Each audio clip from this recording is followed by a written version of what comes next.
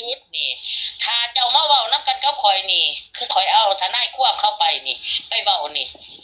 เอาเจ้าก็บริสุทธิ์ข่อยก็บริสุทธิ์เอาได้เพิ่นสิว่าจังไดของเพิ่นบ่ได้มีหลักฐานอีหยังเลยนี่เรื่องความหาเว้านี่สิได้แตกยาวกันนี่ปัญหาแต่เราสิอยู่ให้เฮาเว้าหรือบ่ยังบ่ได้มาแต่เมืองน้องเดี๋ยวนี้สมมุติว่าข่อยสิปรึกษานำเขาแล้วนี่มันบ่แม่นคันเว้านี่มันบ่แม่นสิว่าเว้ากับพ่อบ้านได้มันมีทนายความนี่มันต้องฮอดเมืองได้ผู้เฒ่าก่อนเราบ่ไปจังได๋เราก็ปบหนีเลยคันว่านั่นน่ะเขาก็บ่แล้วนี่เขาเฮ็ดเจ้าโดแล้วเขามีผู้มาเอาโดแล้วซ้ำจับเขาบอกว่าเขามีผู้มาเอาโดไหลคันว่าถึงทนายความไหนเราปบแล้วเดี๋ยวนี้ยังบ่ได้มาซ้ำมาบ่มาก็ยังหักแต่ว่านี่เขาสิให้ข่อยเว้าบัดนี้ FC ทุกคนเขาโทรมาใส่ข่อยนี่หลายถ้าบ่เว้าเขาเว้าจังซั่นเด้แล้วก็บ่แม่นแต่ว่า FC แต่พวกที่ว่าเจ้าหน้าอิหยังเขาโทรมาใส่ข่อยได้ถ้าบ่เว้าแล้วเราสิไปหลอกลวงอีกต่อไปหลายแม่นเรื่องเอาลูกเอาเมียนี่เราไปเอาสิ่งที่ว่าบ่ฮู้จักนี่นะบ่อนขาค้อมปลอมปีกบาดนี้เราก็สิมาเฮ็ดแบบจังนี้ข่มขืนซ้ำเนาแบบนี้นี่เขาว่ามันเสียหายหลายเขาบอกจังซั่นเขาอยากให้ข่อยนี่เฮ็ดเข้าใจบ่เฮ็ดตามระเบียบกฎหมายเขาบอกจังซั่นโลดแน่นั่นแหละเขาเว้าจังซั่นได้ข่อยนี่อันถ้าบิดข่อยก็ว่าข่อยอยากบ่อยากเว้าดอกหักแต่ว่าหลายคนเขาก็อยากให้เฮ็ดนะเขานี่เด้นี่เห็นบ่นี่เพิ่นก็ช่วยมาให้บ่เพิ่นขอเข้ามาพวกที่ว่าทนายควบอีหยังตำรวจหยังเขาขอเข้ามาใส่ข่อยได้นี่เนี่ยเขาให้เฮ็ดตามระเบียบได้นี่เขาว่าเพิ่นหันนักต้มตุ๋นเด้ตามเขาฟังในคลิปมานั่นเขาเว้าจังซั่นได้แถมมาหาเรื่องหาราวใส่เฮาอีกเฮาก็บ่ได้พอใจปานใดแบบว่าใส่ให้ป้ายสีได้แบบนี้เฮาบ่ได้เฮ็ดหยังบ่ได้มีอีหยังท่านทางที่อันนี้ท่านว่าข่อยไปนี่เนาะท่านสมมุติข่อยไปเจ้าต้องเข้ามาสมทบกันแล้วก็เว้าให้มันตกมันแตกข่อยว่าบ่ต้องไปเอาคลิปกับเราอีกต่อแม่นบ่ชุดที่เว้าอยู่ให้เราฮู้อยู่ตัวนี้เราคือใส่ให้ภาษีเฮาแนวนี้เอาแล้วก็แล้วไปบ่ไหมก็ว่าจังได๋ก็มันขาดไปโดดข่อยว่าจังซี่ใส่ให้ภาษีเฮาแนวนี้เฮาก็บ่ดีใจภาษีเฮามันก็บ่พอใจว่าใครก็ได้ไปเว้าออกโลกโซเชียลบัดลูกเมียเฮาเด้เขาสิคิดจังได๋กับเฮาน่ะบัดนี้บัดคนอื่นเด้บัดนี้นะคนอื่นเด้เขาสิคิดจังได๋น่ะผู้ที่บ่จักนั่นแม่นจังว่าเฮ็ดข่อยหันเว้าทันทีข่อยว่าข่อยบ่อยากข่อยว่าข่อยเลิกมาแล้วข่อยว่าสิบ่เว้าลงคลิปลงหยังบัดนี้ไผชวนไหนเพิ่นเว้าลงเนาะว่าข่อยนี่บ่ดับบ่ดีแนวนั้นเขาโลดทักมาเด้บาดนี้ได้เขาอยากเว้าว่ามันเป็นจังได๋อันเรื่องที่ว่าห่างยาปากันเขาอยากให้เว้าจังซี่นะจังได๋เขาอยากฟังนะคือเฮากับเจ้านี่ฮู้เฮาบริสุทธิ์อยู่หั่นแต่ว่าหลายๆคนหลายๆ FC หั่นแหละเพิ่นได้ฟังได้ยินตู่ก่อนเว้าบัดนี้หั่นโดยที่เฮานี่เฮาก็นับถือเป็นป้าเป็นผู้ใหญ่หั่นแล้วว่าก็เฮาก็บ่พอใจอยู่ตัวนี้ตัวที่ว่าสิให้ภาษีเฮาบ่ได้ฮู้จักอีหยังคือผู้ตาก่อนนี่ก็ผู้ใหญ่ซื่อถ้าว่าข่อยเว้าไปนี่เนาะถ้าว่าข่อยเอาไปเอาพวกนี้ไปหรือว่าเอานี่ไปจังได๋ก็แม่นเจ้าได้มาเพราะว่าเจ้ามันก็อยู่ในเหตุการณ์อันนึงแม่นเฮาก็เป็นพยานได้อยู่ดอกเพราะว่ากับเราใส่ให้ครับพร้อมกับเจ้านี่บ่แม่นเจ้าก็มีแต่ว่ามาแล้วก็เฮ็ดเว้าตามระเบียบกฎหมายมันหั่นแหละเขาเฮ็ดจังได๋เจ้าใส่ให้ป้ายสีเจ้าเห็นตอนใดมีมื้อใดวันที่เท่าใดถามจังซั่นโลดนั่นแหละสบายหาเรื่องใส่ตัวเองนะในเมื่อมันบ่แม่นแหละยังไปเว้าใส่ร้ายกันออกคลิปออกโลกโซเชียลออนไลน์ไผก็ฮู้จักทั่วโลกทั่วในโลกโซเชียลได้คลิปได้หยังหั่นเขาบ่เชื่อดอกบ่มีไผเชื่อเด้อบ่มีไผเชื่อมันก็ไปนี่ได้แม่นบ่มีไผเชื่อเราดอกเชื่อก็บ่คิดเฮานี่บ่ต้องเช็ดสัญญามาเอาบัดนี้คือเพิ่นโทรมาใส่ข่อยนี่เนาะคืออันนั้นผู้อันนี้นี่เพิ่นโทรมาใส่ข่อยนี่เพิ่นเอาเฟซข่อยนี่เพิ่นก็ทักเข้ามาใส่ข่อยมาเว้าอีหยังขอความเพิ่นส่งขอความมาแล้วแม่ป้าสิอยากเป็นจังซั่นแม่ป้าสิเซาเลยบ่หรือว่าจังได๋เพิ่นถามจังซี่นะข่อยก็ยังบ่ทันได้คุยกับเพิ่นนะ เพิ่นยังขับรถเมื่อเวียงมาแต่เวียงบ่ทันฮอดว่าซั่นมื้ออื่นเช้า9 โมงเพิ่นสิโทรใส่ คันว่าปะปล่อยเลยนี่เราสิตัวไปเรื่อยๆเด้ประตูนี่เฮาเบิ่ง เขาก็เว้าจังคนเขาโทรมาแต่ข่อยเขาว่าให้ป้าเป็นคนเฮ็ดจังไดก็ให้เฮ็ดบ่ให้ถอยเขาเว้าจังซั่นโลดพอขั้นป้าไปนี่เราก็สิต้มตุนไปเรื่อยๆมันก็สิเป็นไปเป็นอันอีหยังเขาเว้าเรียกว่าเราเฮ็ดได้แล้วเราก็สิบ่กลับใจกลับตัวเราเอง ที่เบิ่งเราผ่านมาตั้งแต่เมียแหละบ่มีไผกล้าเว้าบ่มีไผกล้าว่าอะไรเล่าก็ ลอยนวล เขาถูกแต่ข่อยเขาก็เว้าอยู่ซะแล้วมัน13 14เมียแล้วบ่มีไผกล้าเว้าแล้วก็บ่มีไผเว้าจริงทำจริงอันนี้คือป้านี่เว้าจริงทำจริงเขาเว้าจังซั่นให้เฮ็ดให้มันถูกต้องเขาเว้าจังซั่นมีแต่ระเบียบกฎหมายเท่านั้นที่จะเอาตุก่อนอยู่คันว่าอยู่สู่หน้า นั่นแหละ อย่ารับไปนี่อยู่พูดเลย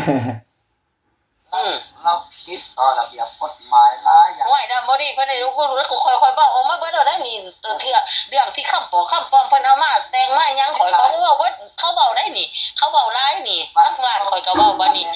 เขาก็ให้แนะนำเฮาเบิดเพิ่นผิดอีกตัวนี้นี่เรื่องเอาของของปลอมมาอันนี้นี่ก็ผิดแล้วบัดนี้มาอีกยก2นี่ก็มาใส่หายป้ายสีแล้วก็นี่แล้วก็หนีไปแบบนี้แบบบ่มาแล้วก็บ่มาเฮ็ดตามระเบียบกฎหมายอีกเพราะว่ามันมีบทบันทึกสัญญาเด้ขั้นหนึงมาจะสิไปเอาลูกเอาเมียจะตรงไหนมาเฮ็ดก่อนอย่าห่างอย่าแค้นกันก่อน ต้องให้มันแล้วกันก่อนเนาะให้มันขาดกันก่อน อันนี้ข่อยมาบ่ทันได้พอทิศนี่นะ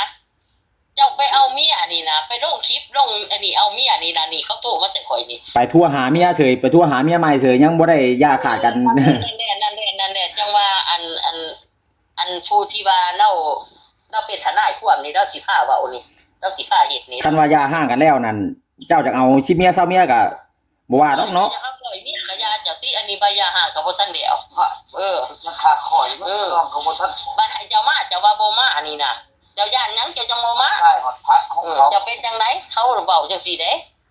เขาอยากให้ข่อยเฮ็ดบัดนี้เขาว่าให้เฮ็ดเถิงเขาเว้าซั่นถ้าไม่ป้าบ่อันนี้ก็ทางทนายความที่เขาสิส่งเขาบอกซั่นนี่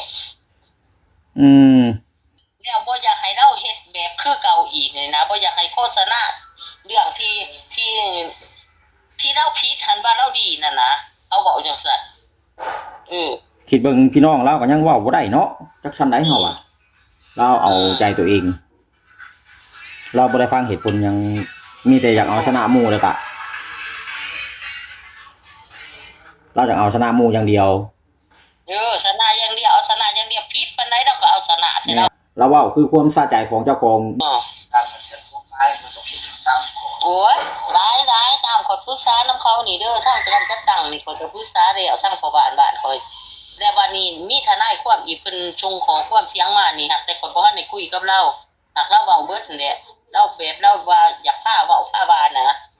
บัดนี้แต่ละว่าเราว่า9 โมงมื้ออื่นเช้าแล้วสิโทรใส่เรายังขับรถเราว่าเราอยากเฮ็ดแบบอยากให้มันลดออกไปนะ บ่เอาระเบียบกฎหมายเข้ามาใช้เราหนีเราก็สิทั่วไปเลย บ่เฮ็ดเนาะข่อยบ่เป็นคนเฮ็ดนี่บ่มีไผกล้าเฮ็ดได้บาดนี้ บ่มีไผกล้าคิดเบิ่ง10กว่าคนนั้นมายังบ่มีไผกล้าปบมือเบิด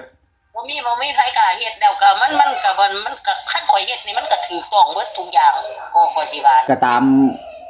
ข้อมูลก็ตามเรื่องมันที่เหตุมันเกิดนั่นแหละแนวใดมันแม่นมันบ่แม่นก็เราฮู้อยู่แต่เราหักอยากเอาชนะหมู่แหละก็เว้าด้วยความสะใจของเจ้าของ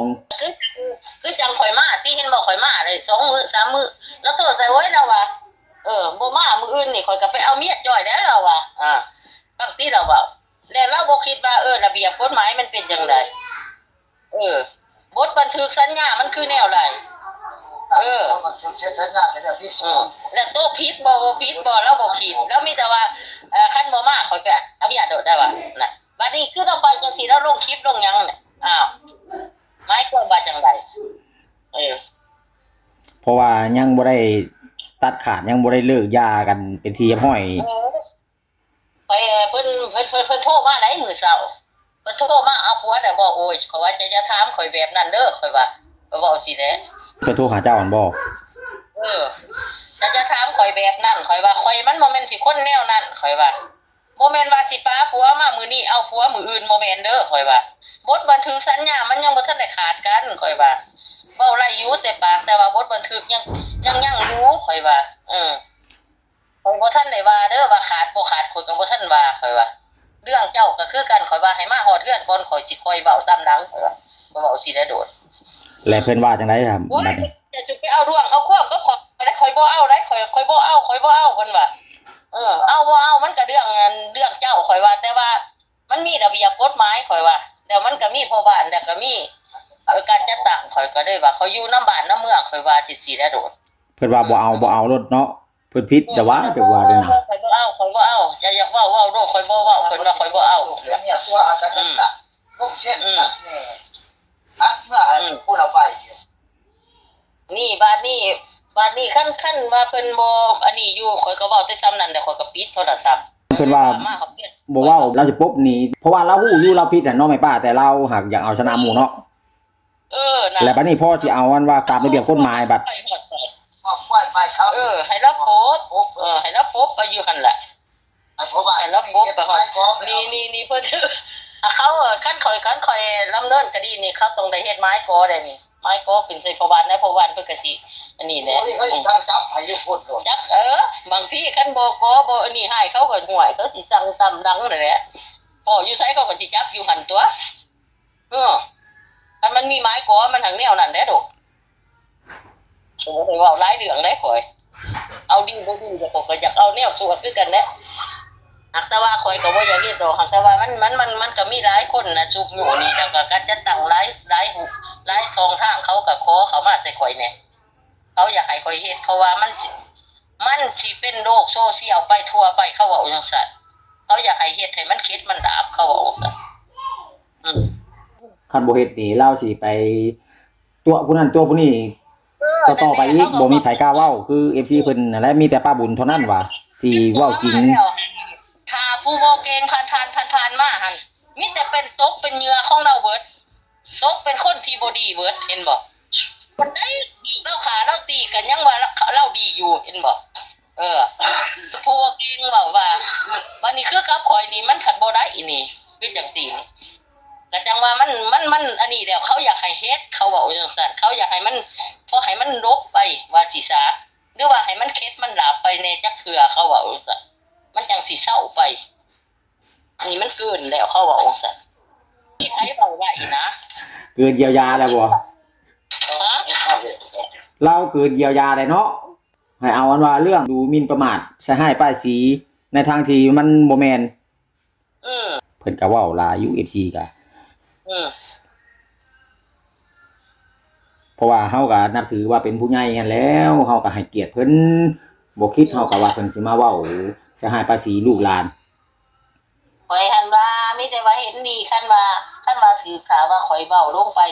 ให้มันเสร็จมันสิ้นไปแล้วก็บ่ต้องมาลงคลิปกับเราอีก โดย บอกเราก็เว้าใช้ให้ป้ายสีเฮาอีกเฮาก็บ่ได้ว่าอยากเว้าเป็นเรื่องเป็นราวให้มันผิดใจให้มันเป็นเรื่องใหญ่เรื่องโตหรอกมันบ่แม่นมูลความจริงนี่นะแม่ป้า แล้วมันน่ะว่าก็เขาเพิ่นมาบ่มูลความจริงเนี่ยก็เฮาสิอยากหายนั่นคันว่ามันก็บ่ว่าดอกคันมันมีแน่ตะกี้ตะไคร้ก็ไคร้แน่อันนี้มันบ่มีหยังจักดี แม่นมื้อนั้น มาเว้าใส่ซอยๆแท้ๆมันบ่มีจักดีนั่นล่ะ มื้อนั้นเว้านํเจ้า 2-3 ควมหนึงเฮาก็ดี แม่ก็ไปลงคลิปก็ตั้งแต่มื้อข่อยบ่เคยเห็นว่าลงคลิปผู้เดียวข่อยจักเทื่อ แม่น ฉันนี่แต่ว่าเพิ่นอยู่นำกันตลอดวันนี้คือมื้อนั้นมื้อเพิ่นมาให้ก็อยู่นำกันจังได๋จังว่ามาหาเรื่องใส่เฮานั่นมันสิสมควรบ่อันนี้ลงอยู่นำกันอยู่คู่มือคู่บาทคู่เทื่อบ่ได้เคยเว้าอีหยังอีกแล้วก็บ่ได้เคยว่าสินี่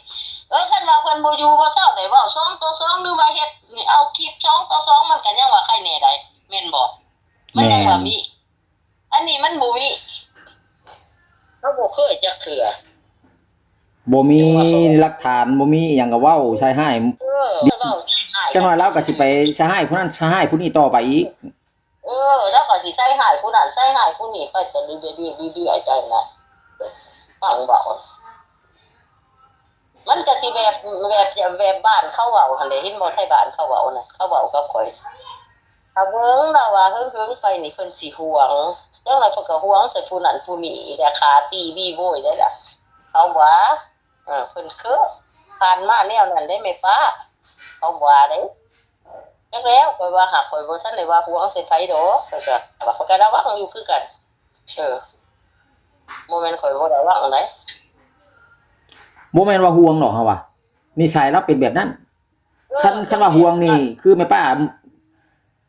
สิเมื่อนี่เราฮู้จักว่าตัวเองผิดแล้วก็ต้องอ่อนต้องยอมต้องว่าข่อยได้ผิดได้พลาดไปได้เฮ็ดจังได๋นั่นนี่ก็ต้องเว้ากันก่อนบ่แม่นสิว่าพอเจ้าเมื่อปุ๊บพุ่นขึ้นไปเมืองนองพุนั่นแหละแบบว่าข่อยบ่สนนำคนนะข่อยบ่